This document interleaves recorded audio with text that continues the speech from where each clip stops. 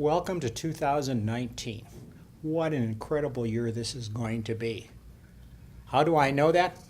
I have this sanguine kind of feeling. It's just there. You can feel it. And that's what we'll do when we talk about Puerto Rico. Everybody know where Puerto Rico is? Everybody know what Puerto Rico is, where, so on and so forth. The really question before us today is, will Puerto Rico ever become a state? Will it ever become the 51st state? And that's a question that's been on the horizon for years. Let me give you a little state history. Alaska and Hawaii became states 49 and 50, 60 years ago. 60 years ago. And prior to that, it took probably 5 or 10 years worth of constructive work to lay the basis for those events. Puerto Rico was granted or deeded to the U.S. 120 years ago, eventually becoming a territory and evolving into some other things along the line. But if you think of about that 120 years, not much has happened since then. At some point in time, Puerto Ricans became U.S. citizens. They could vote. Problem is, they can't vote for anybody. They can't vote for a president. They have no elected representatives or senators in Washington. They have no elected representatives as a voice of Puerto Rico in Washington. They are truly voting second-class citizens. Now, for years, Puerto Rico has been evolving economically. Past presidents, senators, representatives, Gerald Ford, Ronald Reagan, George Bush, have expressed their desire to see Puerto Rico as a state. But nothing has happened. There's only been this kind of morphing. Puerto Rico has become this kind of limbo-like territory. It's real. It feels like a state. It isn't a state. It's just kind of a no man's land. Now, let's fast forward to 2017. Because this is when 3 different forces come together.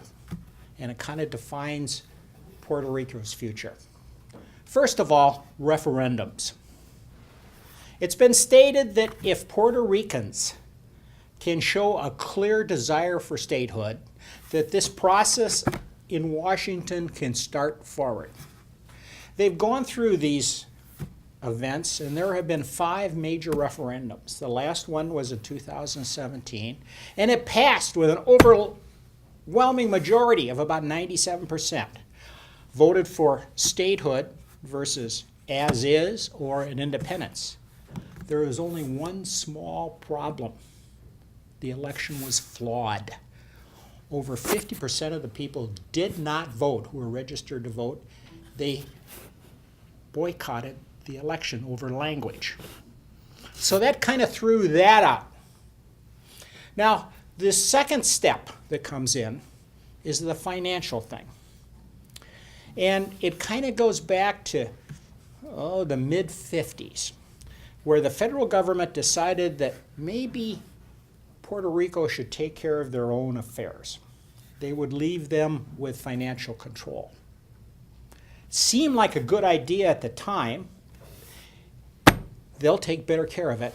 Well, the problem was it was start of a kind of a cascading down of bad financial management. There was an awful lot of fraud involved, and not all of it was in Puerto Rico. A good deal of it was on the mainland. There was an awful lot of mismanagement, and it kind of crested in 2016 and 17 with the bond default. Now, this bond default wasn't just a couple of bucks. It was $70 billion, 70 with a B, billion dollars worth of municipal bonds in Puerto Rico. They're in default. There isn't any way this island can take care of that issue, because being a non-state, you have no bankruptcy protection. The city of Detroit can declare bankruptcy and come out crystal clear. Puerto Rico can't. Let's put the third thing in, and that happened in 2017. Hurricane Maria. Hurricane Maria came through the island, the Caribbean in the southeastern United States, and devastated the place. Absolutely devastated it. Now, because of financial things, the power grid had been in terrible shape for years. Electricity, the thing that lights this room. Just imagine, there's no electricity. There's nothing to run water. There's nothing for refrigeration. It's all gone. And it isn't just a question of running a couple of lines. In South Dakota, when they have problems, like ice storms, they bring people in from other places and they fix it. And it's fixable. Puerto Rico, it's not fixable. Half the time you can't even get there. And where are these people going to come from? They're going to come from the mainland. Oh, that's a very economical way of doing things. Plus, it's ripe for additional fraud, and they experience that. So, you bring all three of these things together in 2017, and what do you have? You have a disaster. Sure, we have a disaster of Maria, we have a disaster of finance, we have a disaster of referendum. Now, let's fast forward to 2019, and we'll ask the same question. Is Puerto Rico going to become a state? Reasonable person would say, probably not. A person who was sanguine about it would say, of course. There are too many people there, 3-4 million people. There's too much money, too many natural resources, and it is a territory of the U.S. Our name is on it, even though we treat them as second-class citizens. But what's going to change? What's going to change? Is Washington going to change? No, God, no. Is Puerto Rico going to change? No. But there is one thing that you can count on. There will be another humanitarian crisis, and it'll be a hurricane. It'll be something like that that comes through and creates such a crisis that we can't ignore it. We can ignore things in Asia. We can ignore things in Africa. We can ignore things on the moon. But when we have U.S. citizens, I don't know how many miles off the coast, who are truly starving, and we have the capability of fixing it through the process of statehood, we will do that. Yes, Puerto Rico will become a state, maybe not tomorrow, but the day after. Madam Toastmaster.